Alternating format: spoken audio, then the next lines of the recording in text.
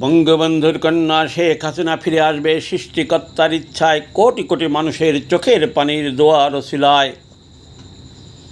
কারণ এই কয় মাসে সাধারণ মানুষের পরে যে জুলুম নির্যাতন হয়েছে, সাধারণ মানুষের চোখের দোয়ায়, কোটি কোটি মানুষের চোখের পানির দোয়ায় শেখ হাসিনা আবার ফিরে আসবে।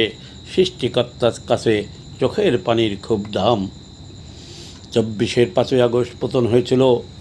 সৃষ্টিকর্তা 12 সাল থেকে দলে পদ পদবি ব্যথা শুরু হয়। তৃণমূলে আমার সাথীদের নিয়ে ঘুরে দেখা, লক্ষ লক্ষ তৃণমূল কর্মী মধ্যবিত্ত গরিব পরিবারের, তারা দল থেকে দূরে চলে গিয়েছিল, তাদের যেতে বাধ্য করেছিল। শেখ হাসিনা ডিজিটাল দেশ বানিয়েছিল। ডিজিটাল দেশের ডিজিটাল নেতারা হাইব্রিড নিয়ে তারা এমনভাবে মেতে উঠেছিল, তাদের হিংসা, অহংকার, লোভ এত পরিমাণ বেড়ে যায়। লক্ষ লক্ষ কর্মীর চোখের পানির দোয়া সৃষ্টিকর্তা কবুল করেছিল। কবুলের জন্য 5ই আগস্ট পতন হয়েছে। সৃষ্টিকর্তা শেখ হাসিনাকে ভারত নিয়ে হেফাজত করেছে। এই কয় মাসে দেশের জন্য কারা ভালো, দলের জন্য কারা ভালো, যাচাই বাছাই হয়ে গেছে।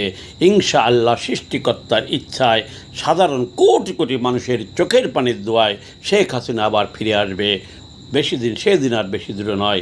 সৃষ্টিকর্তার কাছে চোখের পানির খুব দাম।